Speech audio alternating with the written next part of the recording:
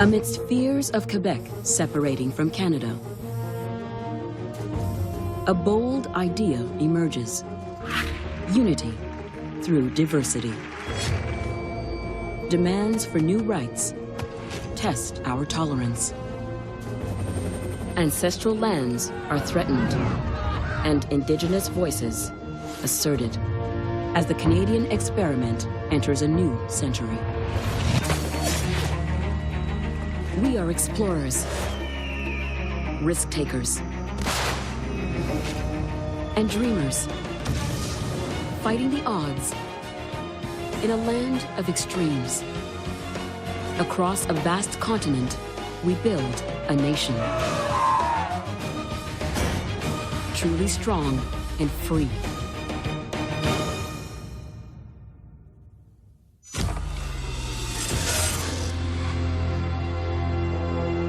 In 1965, Canada unveils our new flag.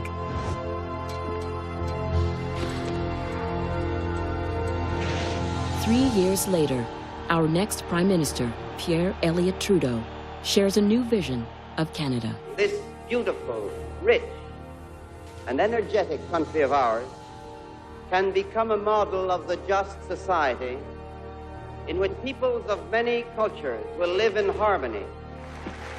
Trudeau becomes the first world leader to make multiculturalism official policy. It puts Canada on the world stage. By 1971, 80% of our immigrants are from Europe. That's about to change. 1978, South China Sea. Hundreds of thousands of Vietnamese are in peril. On this boat, 300 are crammed into a vessel made for 100. They've had to flee their home.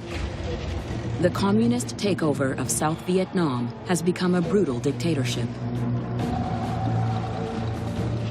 These overcrowded boats are the only way out.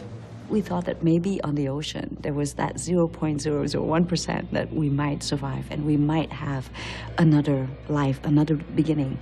Many will drown.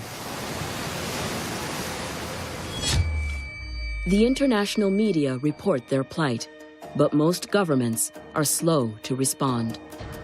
In Toronto, one man is determined to help the Vietnamese refugees. Former student activist and philosophy professor Howard Edelman. The front pages never stopped. It had a story every day about the tragedy. Thank you, everyone, for coming today. I organized a meeting at my house of a priest and a couple of rabbis and a minister, all people I knew in the neighborhood. What's happening to these people is a crime. As a Jewish Canadian, Edelman fears history is repeating itself. Well, for me, it was never again. On the South China Sea, among the 300 refugees on this boat, are Nguyen Ngoc Nhan and his family. It was a nightmare. It was a nightmare. After a week at sea, a huge storm hits. Nan's wife and son are up on deck. Come up here. Our son is so weak, he's so cold. The men have been ordered to stay below to stabilize the tiny vessel. Nan makes a decision that changes his destiny.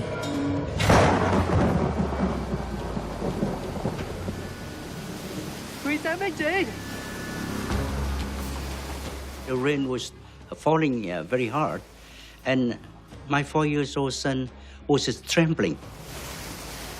He was so cold and his skin turned pale and he was just so scared. The boat is within 300 meters of its destination, Malaysia. But the government there doesn't want any more refugees. Malaysian police fire warning shots at the boat, which is being torn apart by the storm. Their only hope is an empty water jug. So I told my wife to grab one. But I told my son, now we pray.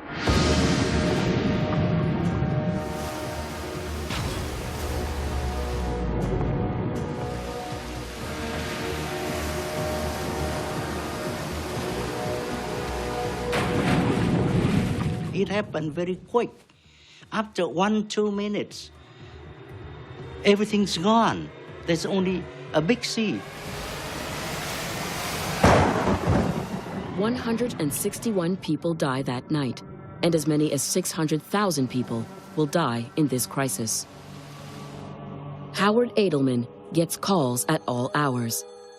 People want to help bring Vietnamese refugees to Canada. The head of Canada's resettlement programs has told Edelman about a new change to the Immigration Act. They told us about the clause in the act that allowed private sponsorship of refugees. By directly sponsoring Vietnamese refugees, Edelman and his community don't have to wait for the government to act. People wanted to do something, and we quickly organized that we would sponsor 50 families in this riding. Looks good. What united us all is a sense of what Canada was and should be.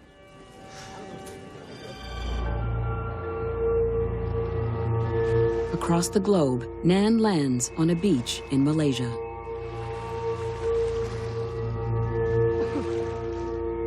I tried to look around to try to find my wife, and I saw more than 100 bodies.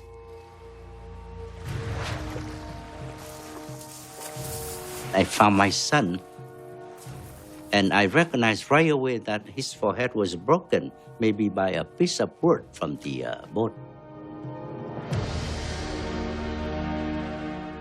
And he died already. I never saw my wife again.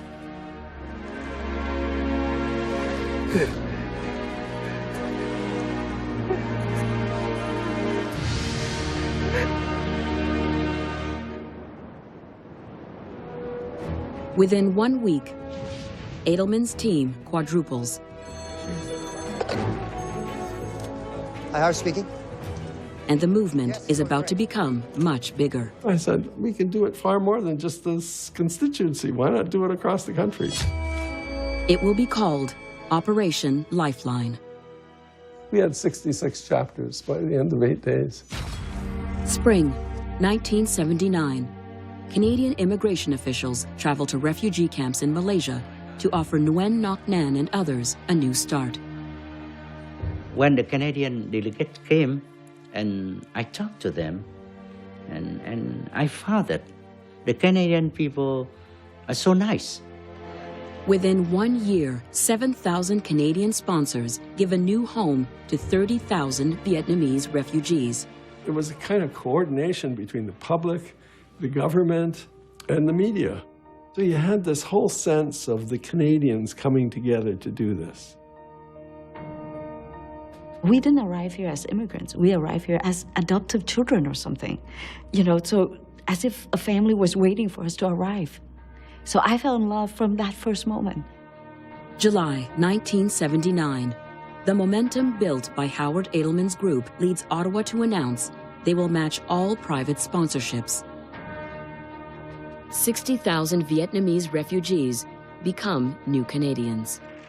Nan becomes a writer and host of an internationally syndicated TV show. He starts a new family in his new home. I just thrill at what I see. And I think if it grows and keeps growing, it's just more blessings. We live in a blessed country. We live in a society that is based on a foundation of inclusion and tolerance and equal rights. Over the next 10 years, Canada accepts immigrants from dozens of new nations. By the turn of the century, they comprise the majority of new Canadians. There are a lot of people like my family in this country who are profoundly grateful for that sense of being able to participate in an experiment, you can call it, that we are part of. Today, some former Vietnamese refugees pay it forward. Nhung Tran Davies sponsors refugees from Syria. To know that they're finally safe, away from the war. She's saying, thanks God that they are here. Welcome to your new home. Canada's vision of a multicultural society leads Canadians to another challenge, from accepting newcomers to accommodating their differences. This will challenge long-held Canadian tradition. In 1989, Baltej Singh Dhillon wants to join the Royal Canadian Mounted Police. Dhillon is a Sikh, a member of the 9th largest religion in the world. Many male Sikhs do not cut their hair, and they wear turbans. Wearing a turban to Sikhs is very important because it is a symbol of who we are, and is a symbol of not only our culture, but our religion. In the 1970s, tens of thousands of Sikhs immigrate to Canada. Dhillon and his family settle in Surrey, BC. Our institutions struggle to keep up with an increasingly diverse Canada. So when the opportunity came along to work as a volunteer with the RCMP, I took it. This is what the community needs, because there weren't many police officers that spoke the language. And I was able to support or serve someone in their greatest time of need. Dhillon applies to join the force. He'll have to get in shape to pass the physical. And there's a tougher hurdle. The look of the RCMP is entrenched in law. The expectation was that I would be wearing a Stetson and I'd be clean shaven and, you know, on this black steed. I didn't look like them. And I really had no plans of taking my turban off. Dhillon's commitment to his religion will place him against this iconic symbol of Canada. 1989. Sikh Canadian Baltej Singh Dhillon wants to serve his adopted country as a member of the RCMP. He volunteers for 3 years and applies to join. But an article in a BC magazine complains that Dhillon is challenging RCMP tradition. There were pockets of experiences that I certainly would chalk up to racism. Undeterred, Dhillon takes the RCMP physical. Come on. There you go. And passes. And I got the call. Baltej, I've got a job offer for you. Wow. It was huge. And then came the but. The RCMP does not have a uniform policy that can accommodate your turban and your beard. So, the job offer is here, as long as you're prepared to remove your turban, cut your hair, shave your beard. Thank you for the offer, but I'm not prepared to sacrifice my commitment to my Creator, to my faith, for a job. Sikh leaders point out that turbaned Indian soldiers fought alongside Canadians in 2 world wars. But over 90,000 Canadians signed petitions against changing the look of the RCMP. October 4th, 1989. Petitions are presented in Parliament. These petitioners say that the RCMP has a long and honorable tradition. What are they asking? Are they asking for me to simply wear a hat? Or are they asking me to strip down my principles? I'm not willing to do that. It was a very sad moment for Sikh Canadians because we really felt that we had come a long way in defining who we were as people and as our religion. It calls into question so many ideas of assimilation and what we're willing to sacrifice and what part of us we're willing to deny. Those that were, sort of supervising me were very supportive. They're the ones that are asking me to join. The RCMP commissioner knew that if they wanted, to diversify, they would have, to revisit some policies to make sure that the RCMP would reflect the fact that Canada was a multicultural society. But it's the federal government that decides whether the force can change uniform policy. On March 15th, 1990, Ottawa changes the rules, allowing Sikhs in the RCMP to wear their turban and beard. The modifications to the regulations reflects this government's strong commitment to a multicultural society. Dhillon now has his legal rights.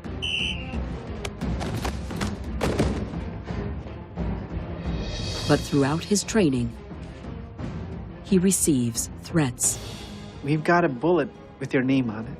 If you ever get posted here, we'll show you what it's like to be a Mountie in this town. May 13th, 1991. Completing his training, Dylan becomes a full-fledged member of the RCMP. Now, I'm wearing a uniform, and I have a job to do. Constable Baltej Dylan reports to work in Quesnel, BC. I really don't know what to make of this. I don't know if this is like, hey, way to go, Baltej, or you rotten scumbag, you changed the face of the RCMP. I didn't know what to do with that. He soon finds out.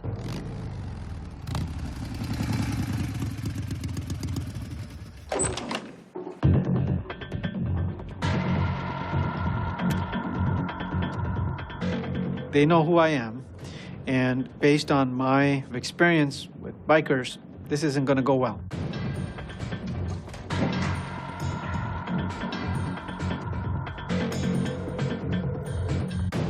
Welcome to Quesnel. I was profiling them as people were profiling me. I'm happy to say that he fought and that Canadians rallied around him in order for him to keep his identity and to become a successful part of this country. A country that has the capacity to look beyond appearances and delve deeper. I am so excited for Canada, a country that's accepting, not tolerant, accepting. Canada is paving the way for new Canadians. But Indigenous nations continue to be ignored and fight just for a seat at the table.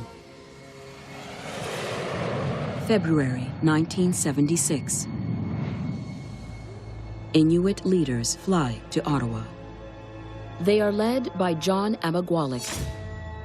He's the executive director of the Inuit Land Claims Project, fighting to protect the rights of their people and their land. Our language and culture were being threatened through the education system, through the assimilation policies of the government. We were losing control of our resources and the management of our wildlife. In the 1970s, the race to exploit the North's resources goes into high gear. Underneath this stunning landscape, billions of dollars of oil, gas, and minerals. The Inuit have almost no input, despite living here long before Canada existed. The international oil companies all of a sudden got very interested in the Canadian Arctic, and they just came in droves. They were pretty much allowed to do whatever they wanted by the government of Canada. The Inuit make up 85% of the population in the eastern Arctic. But that area has been part of the Northwest Territories for 100 years. Decisions for the Inuit are made in Yellowknife and Ottawa. We just want to be able to be part of the decisions instead of the decisions being made for us. John Amagwalik and his fellow leaders will challenge the Canadian government on who will govern their home and people. Inuit leader John Amagwalik moved to the eastern high Arctic at 6 years old. That's when he and his family were relocated from their home in northern Quebec. I think the passion he had was driven from since he was a child. We got our first contact with the government of Canada in 1953 when the RCMP came to our small camp.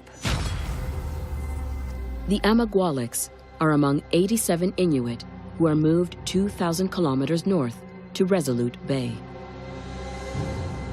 The government claims that the high Arctic relocation will be beneficial for the Inuit. They described it in very glowing terms. They said that there were plenty of wildlife. It was completely the opposite of what we saw. It was like landing on the moon. No vegetation, very few fish. We were often hungry. It was such a level of disrespect towards the Inuit people. They were just pawns in a bigger game. It's the dawn of the Cold War, and Canada wants to show the Soviet Union that our far north is inhabited. They were moved for sovereignty purposes, and they are the human flagpoles of this country in the north. Around young John's neck, his ID. The government gives all Inuit people a number. My disc number was A91512. The government of Canada had a view of our people that we were something less than human beings. The insulation for his family's igloo is scavenged newspaper. I remember looking up into the dome of our igloo and seeing all these images. It made me realize that there's a huge world out there.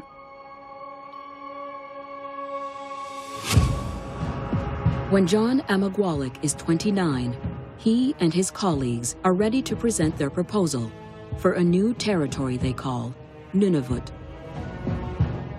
In the Inuktitut language, it means our land.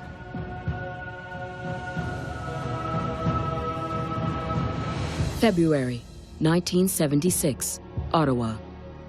They meet with government negotiators from the Department of Indian Affairs and Northern Development. Instead of a reserve just for the Inuit, Amagwalik wants a territory open to all.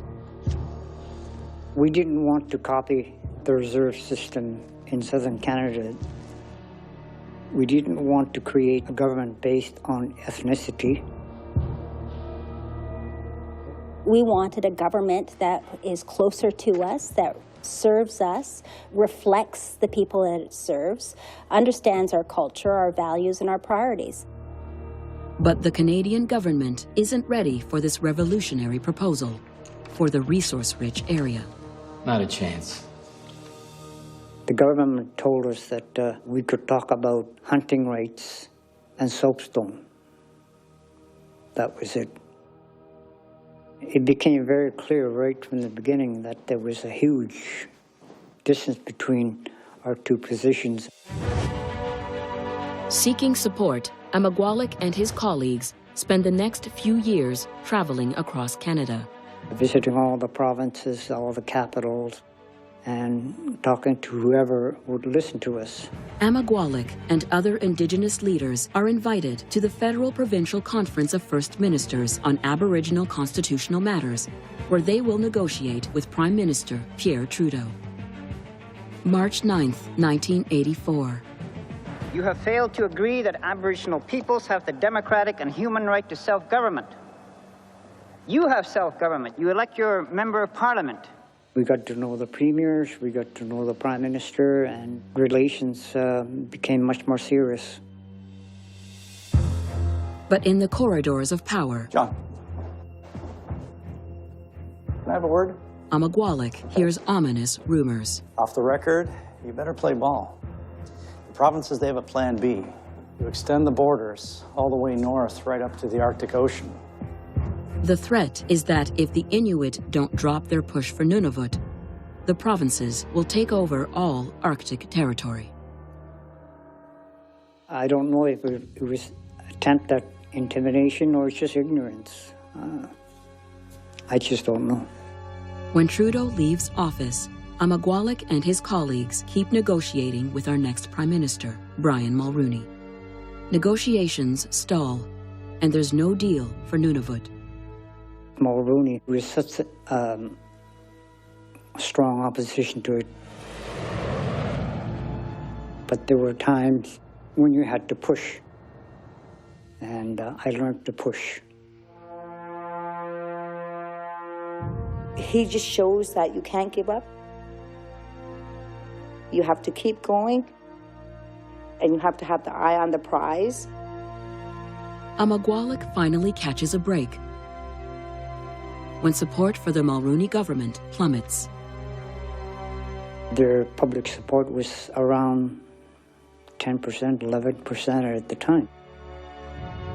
Over the years, Amagwalik masters the corridors of power. he meets with an aide to the Minister of Indian Affairs and Northern Development. Can I be honest with you here? Well, your government is falling apart. You're going to be out of a job soon. I told him, we're prepared to wait for a few more months, and when you guys lose the election, we're going to convince the Liberals to sign this agreement. You know, if you want a great news story, this is it. Make history with me, right now. Let me call the minister. Amagwalek's strategy works. Apparently some phone calls were made to the Prime Minister. You had to be aggressive sometimes. May 25, 1993, Prime Minister Brian Mulroney signs the Nunavut Land Claims Agreement. We are forging a new partnership, a real partnership, not only between the Government of Canada and the future government of Nunavut, but between Aboriginal and non-Aboriginal Canadians. We were happy that we had finally arrived at what we had been working for 25 years. He sacrificed his whole life so that we could have a voice. April 1st, 1999. The new territory of Nunavut is born in its capital, Iqaluit. Inuktitut becomes one of the official languages of the territory. Our land, Nunavut, is the size of Western Europe. The Inuit now have input on resource development and on the future of the Northwest Passage, a shipping route to connect Asia to Europe. John Amagwalek and his fellow Inuit leaders redraw the map of Canada. Trudeau brought the Constitution home. We brought Nunavut home again to its rightful place. But as the country moves forward in the north,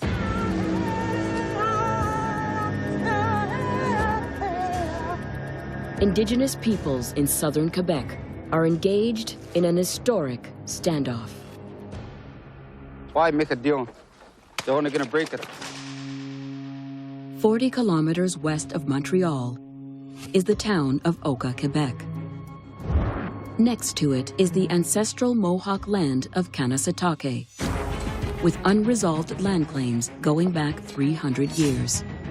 In 1989, the town of Oka wants to expand their golf course and build a condominium on Mohawk burial grounds. The dispute was about a golf course extending over the last standing area of pines and a cemetery, a Mohawk cemetery. When the golf course is approved, the Mohawk blockade roads leading to their land. Our people didn't want to leave. They wanted to protect what they had left. The land, our people, our future, survival. Oka was not unusual as a resistance. In that First Nations have stood up and said, no, we're drawing a line in the sand. What was unusual was that it was an armed resistance. July 11th, 1990, when a police SWAT team advance on the Mohawk and a Quebec police officer is killed, the nation watches on edge, fearful of what's next. There was the assumption that there was going to be, a great battle. It was a horrendous time. It made me angry, and it made me just angry. Since the death of a Quebec police officer, the Mohawk behind the barricades at Kanesatake fear a massive retaliation is being planned.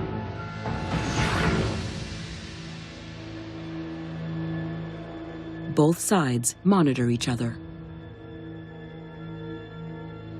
Police set up their own barricades.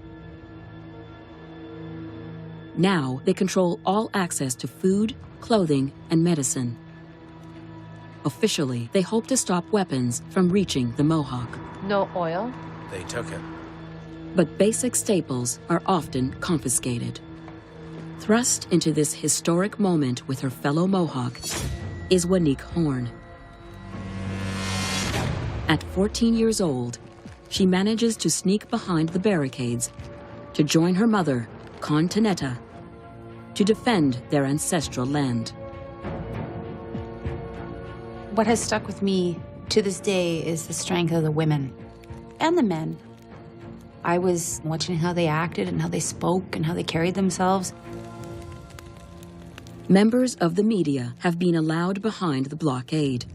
The rest of Canada now sees what is happening at Oka. We were so used to other voices speaking on our behalf. And so the Indigenous people were saying, no, we're going to speak for ourselves. Oka was really the moment where Indigenous peoples across the country sort of woke up and raised their consciousness and contributed to calls for change. The Mohawk refused to back down, even after threats that the army will be sent in. For 1 month, the nation watches a stalemate. What you're seeing here is the area known as the Pines, where the Mohawk warriors, women, and children are camped out.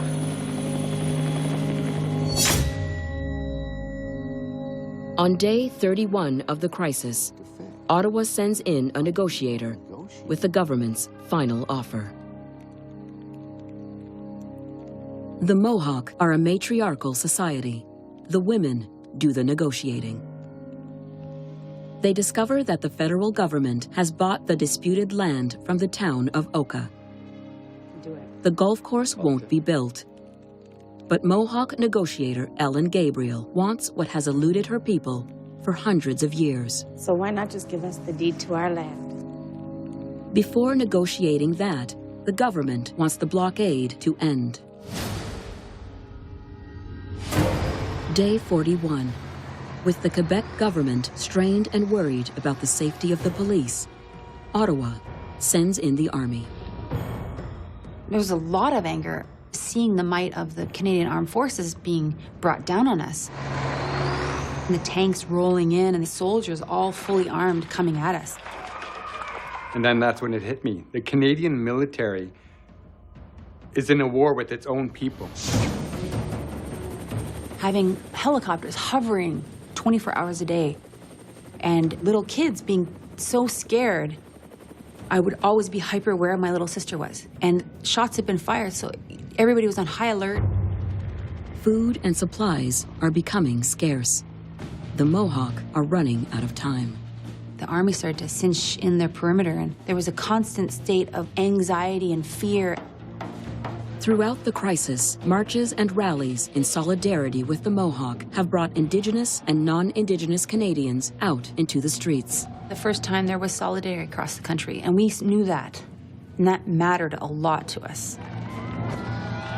The sympathy in Canada was totally pro-natives. They were encouraging the Mulroney government to say, yes, step in, stop this. The Mohawk have been promised that the government will continue talks for a land settlement. They prepare to emerge.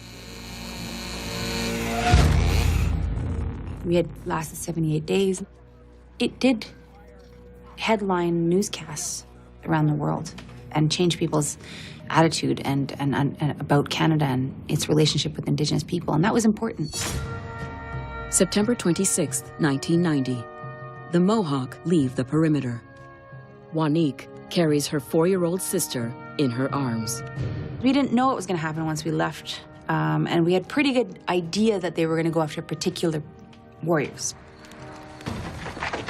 And people started to pour out onto the road, and then fights started to break out. The soldiers started freaking out. Particular warriors were attacked, and so all chaos broke loose. And I saw a soldier I recognized because he, 2 weeks earlier, hadn't allowed my school books in, my grade 10 textbooks. And I recognized him, and I kind of went, I know you. I stepped forward, and that's when I got hit in the chest. And someone kicked my feet out from underneath me, and I went flying backwards, and my little sister landed on top of me. Wanique has been stabbed by a bayonet a centimeter from her heart. A news photographer catches the moment.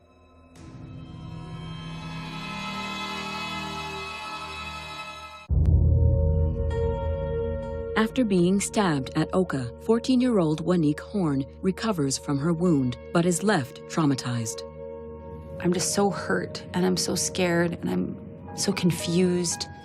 Before Oka, she was a provincial swimming champ and dreamt of playing water polo at the Olympics. Now she wants to quit. My mom said, well, if you give up now, you're handing that gift over to that soldier who stabbed you. And for the rest of your life, you're going to be his victim. She looked at me, she said, remember, I did not raise you to be anybody's victim. And I did go back to water polo. Juanique becomes co-captain of her water polo team. They win gold at the 1999 Pan Am Games, and she does compete at the Olympics. As hard as Oka was to go through, it was a really, really important wake-up call for Canada. We don't revere and celebrate our Indigenous people the way we should. I think that we're still struggling with that relationship in a big way. Until we figure out which way we want to go in that direction, then we're bound to still make the same mistakes and no one's going to get progress any further. Country's not going to be stronger. We need to just take a fresh look and see how we want to approach this as nation to nation. There's elements of Canada that I'm very proud of, and there's elements that I'm very ashamed of and I'm angry about. But I see Canada kind of as a team. Like, we seek to create the strongest, most effective, most positive team possible, and it's not there yet, but we could be there. That's something that I look forward to.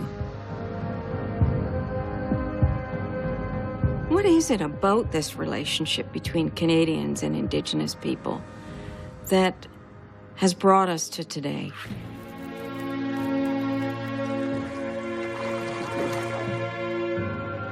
One of the biggest disconnects in Canada is between the Canadian population and Indigenous people, and in large part that's because there's a huge part of history missing from the textbooks.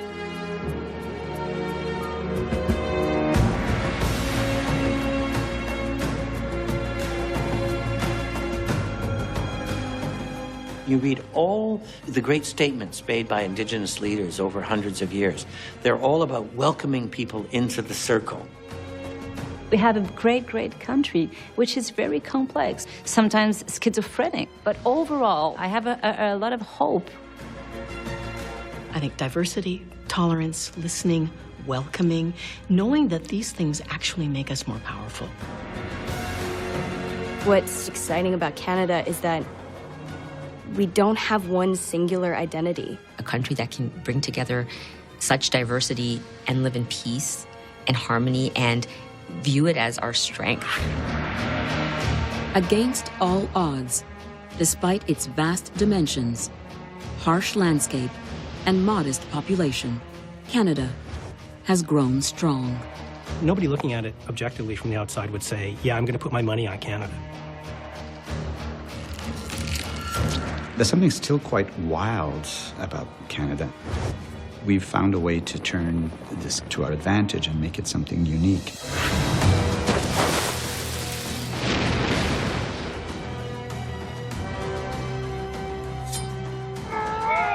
The Canadian spirit, I think, is rich and it feeds off of this whole history of people underestimating us and what we can do and what is possible.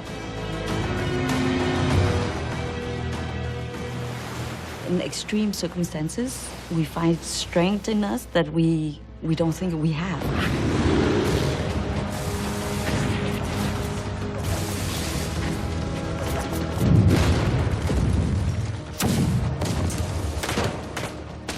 We embrace service, supporting, and people have done ridiculous things, risking everything. I think we all want to live for something greater than ourselves. And when we have that opportunity, we gotta take it. Our changemakers move the country forward. It's very important for all of us to look at trailblazers and their impact. We did it, boys! As human beings, we need positive stories in our life. Strike now! Strike now! It's never just one hammer that knocks down a wall. I think it's always like a constant push, sometimes over decades. We all have a story.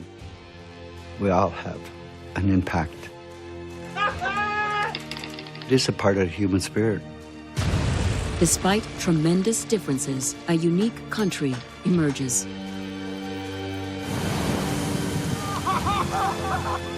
What's amazing about it is we did it. And the story of the people who did it, the individuals who did it, is the story of everybody who's here now.